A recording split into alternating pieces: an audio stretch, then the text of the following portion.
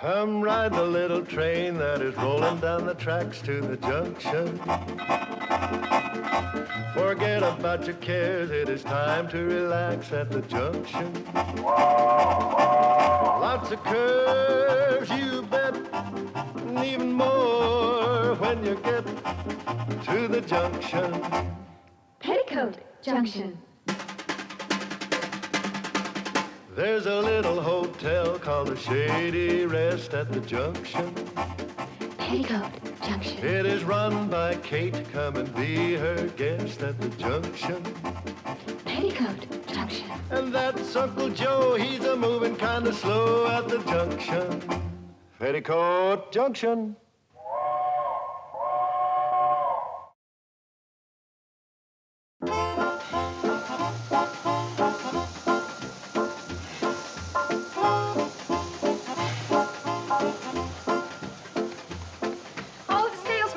Charlie, and still no sign of Mr. Bedloe.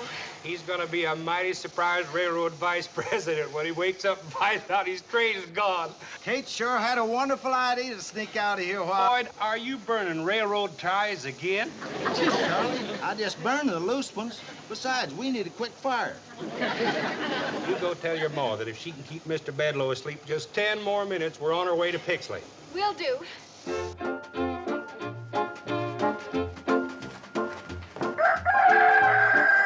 You wake up Mr. Bedloe.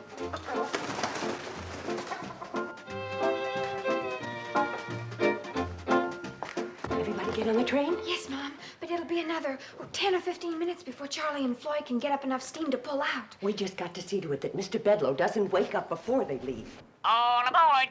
That crazy bird. Phoebe, please, you'll wake Mr. Bedloe. Run get her a piece of toast. Oh, and hide Uncle Joe's Indian. He found it again. Did the train leave? Not yet. Is he still asleep? Yes, but Uncle Joe's fussing around. He can't find his bathrobe. Well, I loaned it to Mr. Bedloe. And you tell him that Mr. Bedloe is sleeping in the bridal suite and not to disturb him. Will, Mom? Oh, Billy Joe, you start getting things ready so the minute Mr. Bedloe wakes up, we can quick serve him breakfast in bed and keep him there. But Charlie and Floyd and those salesmen ate up all the eggs. Oh, no. Oh, Betty Joe, go out and gather up some eggs, dear. Bobby Joe, you keep an eye on the upstairs. Okay, Mom. And you start cooking up some ham, bacon, and sausage, and try not to burn it. Burn it! Burn it! You keep your big beak closed except for eating.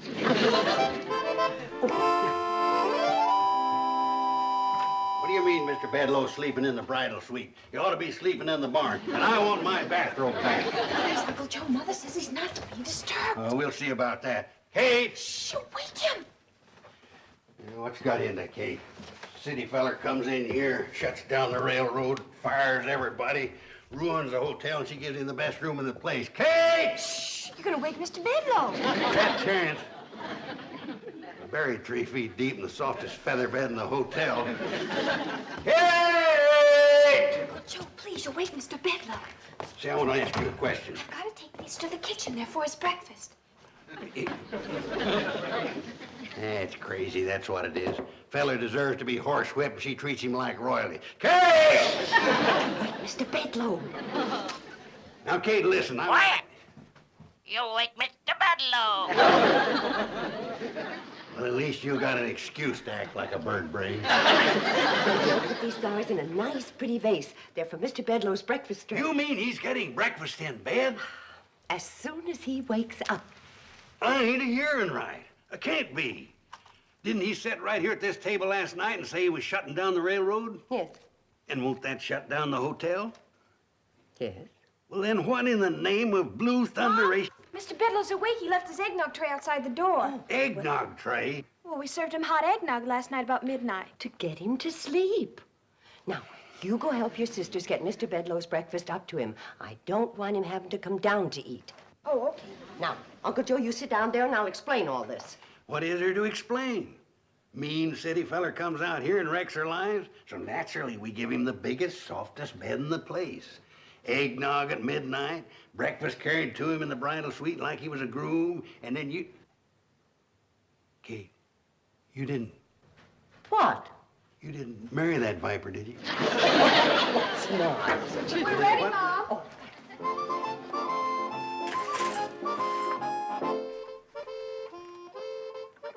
That's very nice.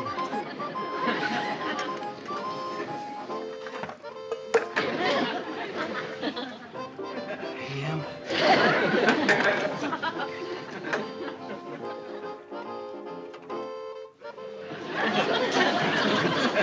Now remember, girls, pretty smiles and happy talk. Ain't you going up and move his jaws for him so he won't have to chew? Joe, I'm doing everything for a reason. Now sit down and I'll explain. I know it looks like I'm being awful soft-hearted. Soft-headed. Before Mr. Bedloe can give orders for shutting down the railroad, he's got to get to Pixley. The only way he can get to Pixley is on the train, and the train is here. Now, if we... It won't work, Kate. I see what you're driving at, but it won't work. You can't keep the train here. It's got to go into Pixley to take those salesmen that spent the night here. Well, Uncle Joe... Now, your second mistake was in thinking you could change Bedloe's mind by being nice to him. Feller like that, you gotta outsmart, outthink. Uncle Yeah, Joe... I got it. We'll sneak everybody but him onto the train and send it on into Pixley before he comes down.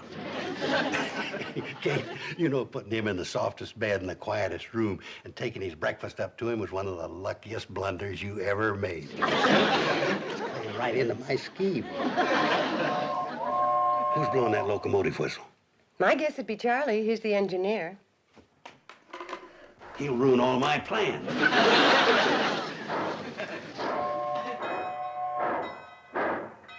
The darn fool's pulling out. We won't have time to wake the salesman. Well, they're on the train, Uncle Joe. How come? Well, I woke him up early. Kate, this is your morning for lucky blunders. Mom, it worked. We heard the train pull out. And now Mr. Bedloe can't go into Pixley. Your idea was brilliant, Mom. I knew it would work. Oh, well... wait a minute, girls. In all fairness, Uncle Joe had the same idea. That's true, girls.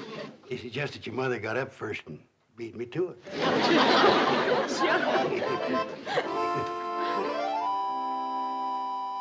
Where's Mr. Bedloe? All right. Whose idea was it to run off with my train and leave me stranded? Mr. Bedloe, gentlemen are not permitted in the dining room in their robes. I am no gentleman, and this is not my role. Now, do I get an answer to my question? All right. We'll let the government settle it. Stealing trains happens to be a federal offense, and everybody connected with this conspiracy is in very serious trouble.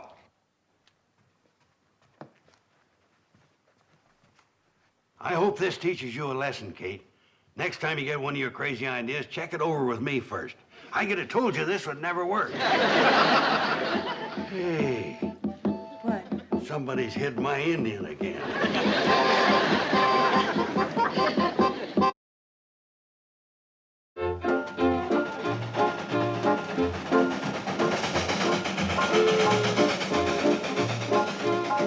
Charlie, I feel kind of bad about us running off, leaving Kate to face the music. Well, if it was anybody else but Kate, I'd be mighty worried. But that's one woman in a million. She sure is. I never met a woman yet to compare with Kate. How come you never asked her to marry you, Floyd? I don't think I'm good enough for her. How about you? I feel the same way. You do? I don't think you're good enough for her either. We're coming on into Pixley. Think we better stop? Well, if we turn around and go back to Shady Rest, Bedloe will grab the train. Oh, I don't think so. By the time we get back there, Kate will have him eaten out of her hand. Kate can kill a man with kindness, all right. Well, if she doesn't kill him with kindness, them daughters of hers will pretty him to death. It's lunchtime, Mr. Bedloe. Come right into the dining room. Everything's ready for you. Yeah? What's everything? Poison food? Booby traps? Boiling oil? What's waiting for me behind that curtain? Your lunch, Mr. Bedloe. Down, sit down. Everything's piping hot. If you're expecting me to change my mind about canceling the train, forget it. It's a good idea. Uncle Joe, a sour face is not welcome in the dining room. Then what'd you bring him in for? You either smile or stay in the kitchen. I'll stay in the kitchen. Please, sit down. Girls. If this isn't a bribe, why all the attention? As long as you're a guest in my hotel, you're entitled to Shady Rest hospitality. We do not bring our differences to the table. All right, girls, start the food.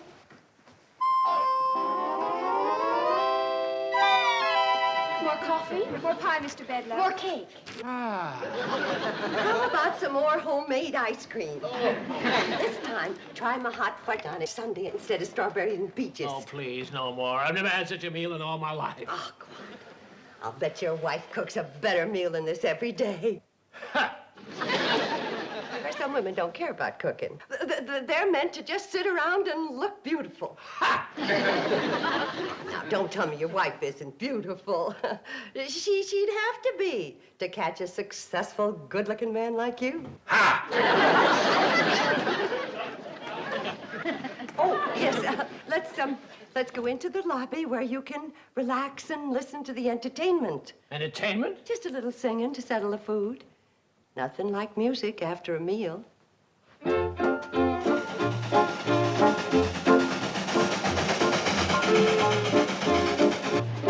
are you trying to do? Jump the track and get a song wrote about you like Casey Jones? Well, I figure the faster we go through Shady Rest, the less chance Bedloe's got of stopping us. We're better than 20 miles out of Shady Rest.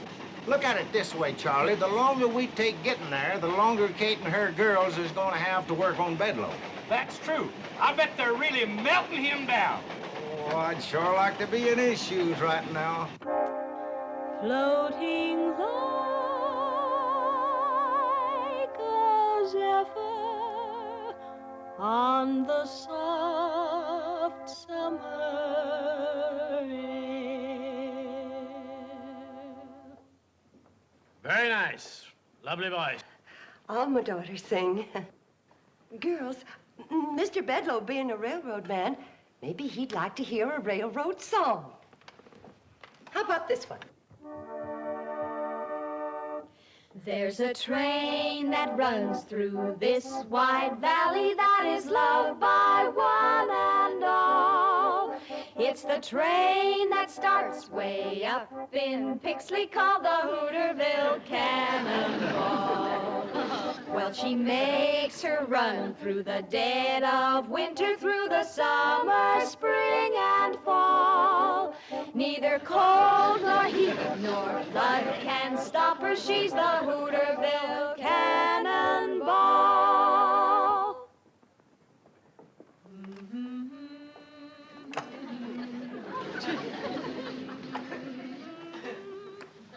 Yes, Mr. Bedloe. The folks in this valley depend on that train. It hauls the farmers' crops to market. It takes their children to school. It brings their supplies from town. And on Sunday, it makes a special trip just to take folks to church. When my 3 babies were born, who came screaming through the night to bring the doctor to my side?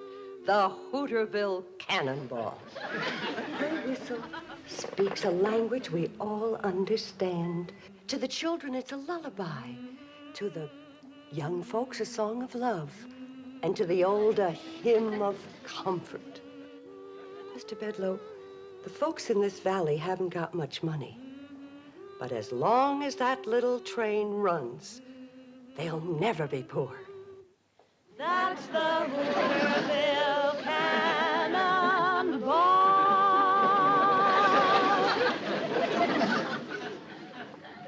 Mrs. Bradley, I came here in anger, and you repaid me with kindness. I gave you bad news, and you gave me warm and friendly hospitality.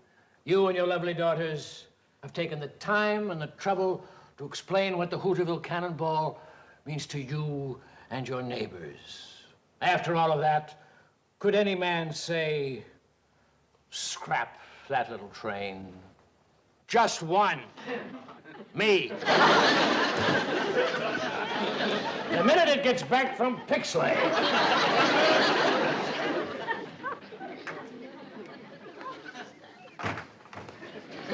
Oh, Mr. Bedloe, have a chair. Thanks. I will.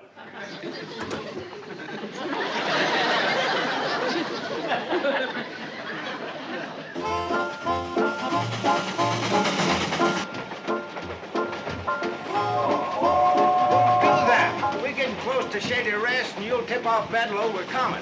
I think he knows it already, Floyd. Take a look. It's Bedloe. Right smack dab in the middle of the track. You think we ought to stop? Of course we're gonna stop, you smokehead. That's one of Kate's best chairs.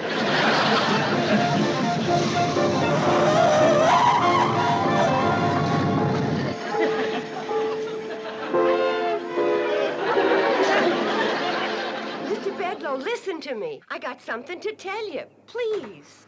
Wait a minute. Floyd and Charlie say they can't back all the way to Pixley. It'll be dangerous. They gotta go on to Hooterville. Fine, I can cancel the train just as well from there. Oh. Mr. Bedloe, why are you so dead set on not letting this train run? It's bad business. Doesn't make any money. But it doesn't lose any. Floyd and Charlie are on pensions anyway, and they get their wood and water free. Mrs. Bradley, this train is the legal property of the C&FW Railroad, and we are legally responsible for everything that happens to it. If it runs off the track, if it hurts somebody, if it hits a cow, we're responsible. We can be sued. Well, Floyd and Charlie have hit lots of things. Nobody's ever sued. But they could. No, I'm sorry, Mrs. Bradley, but running this branch line just plain doesn't make sense.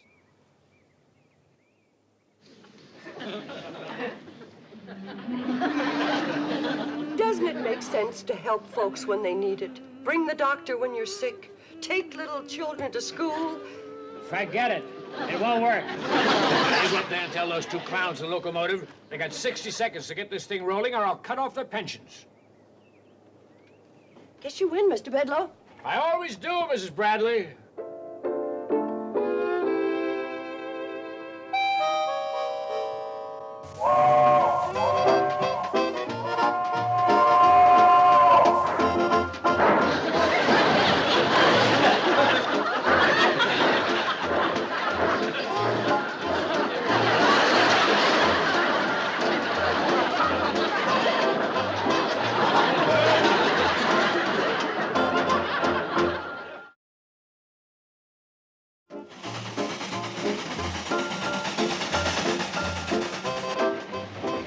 You know, Kate, this is the first time you ever rode up here. And the last. Why didn't you say that? I thought you had a scheme to keep this old train running. Well, I have. That's why I'm going into Hooterville, but it's scary riding up here going so fast. Those things ever blow up? This one never has. You just might today, though. Why? You're squeezing that pipe so hard you're shutting off our water. Oh. Can't you go a little faster, Charlie?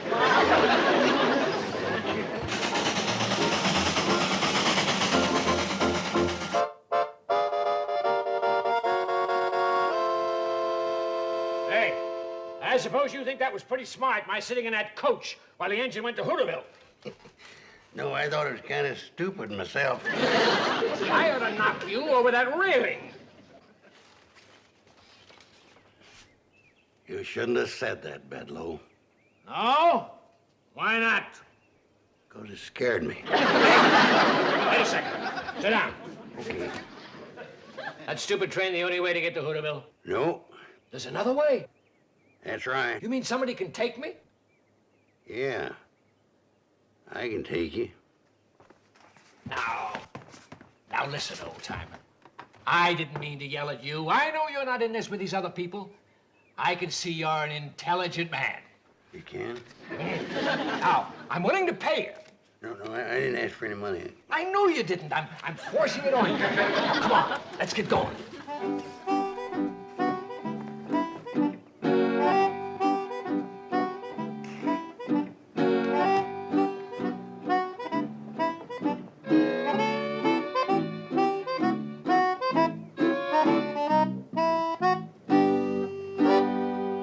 Hey, what is this? I thought you were going to take me to Hooterville. I am. We'll never get there before tomorrow if you don't walk faster. Walk? No way you can get there outside the train. Well, why didn't you tell me? You didn't ask me. Let me have my money back.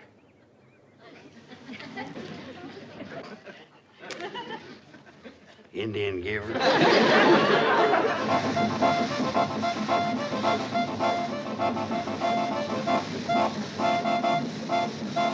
Hiya, boys. Hi, Sam. Kate. Oh, listen. Sam, I need your help. If we don't do something, Charlie and Floyd are going to lose their train. Well, I hate to tell you this, but they've already lost part of it. I don't mean that. Boys, you go on down and turn around and pick us up on the way back.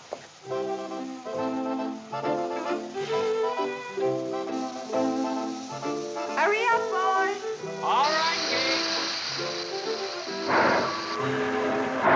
Sam, are you still a deputy sheriff? Well, I never was a deputy sheriff. I was marshal of the 4th of July parade once. That's close enough. Come on. Well, what's this all about, Kate? Come on, I'll explain. Don't worry, girls. I'll handle Bedloe. You know, fighting the railroad's a man's job. Hey, everybody. Mr. Bedloe got away. He's on his way to Hooterville. What? No. He found that old hand car and got it on the track.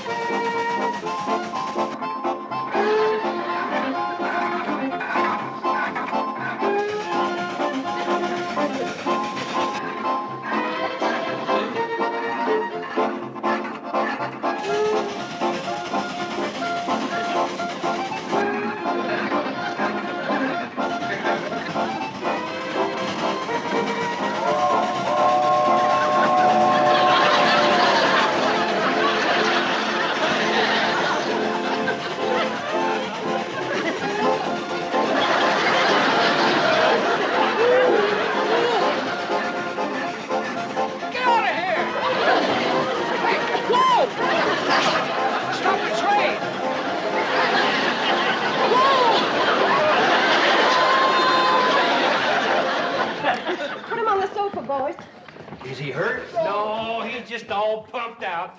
He'll be all right as soon as he gets his wind back. We run him for 5 miles. Are you going to be all right, Mr. Bedloe? I guess so. Who are you? My name's Drucker. Hey, Marshal Drucker from Hooterville. Marshal Drucker? He's a lawman. Thought you ran a general store. Yeah, I do that, too. Also publish the newspaper. Yeah, plus being the postmaster. And he's the mayor? Never mind all that. No, if you're a marshal, arrest every one of these people. What's the charge? Stealing a train. You mean Charlie and Floyd's train? That's my train. Oh, I'm the official representative of the C&FW Railroads. Marshal Drucker, do your duty. Yeah, be quick about it. All right. Mr. Bedloe, I hereby serve you with these 27 summonses, complaints, subpoenas, and overdue bills. What for? For the damages caused by your train during the past 20 years, and for supplies furnished and services rendered thereto by the citizens of this valley, as named in the complaints, etc., in your hand. Why, that's ridiculous. Totals up to about $150,000. Now, I wouldn't call that ridiculous. Baloney. What judge would honor that? Judge Drucker. You! I'll demand a jury trial. Well, I don't think you could find 12 men around here that ain't in that bunch of complainers. Judge Drucker, isn't there some way that this thing can be settled out of court? What do you mean out of court? I got him right where I want him. Uncle Joe, please. Well, now, I'll tell you, Kate.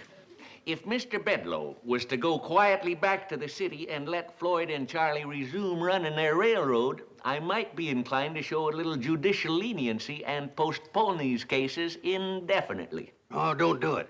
Let's have a big trial.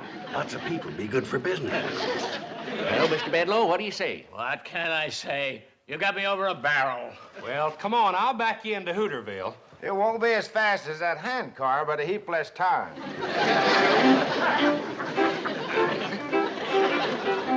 Well, Kate, you've pulled some beauties today. But letting him go was the biggest blunder of all. Oh, you think so? Well, he admitted himself we had him over a barrel. Well, I'm sorry. I don't blame you, Kate. But from now on, leave these things up to me. You know, fighting the railroad's a man's job. I'll remember, Uncle Joe.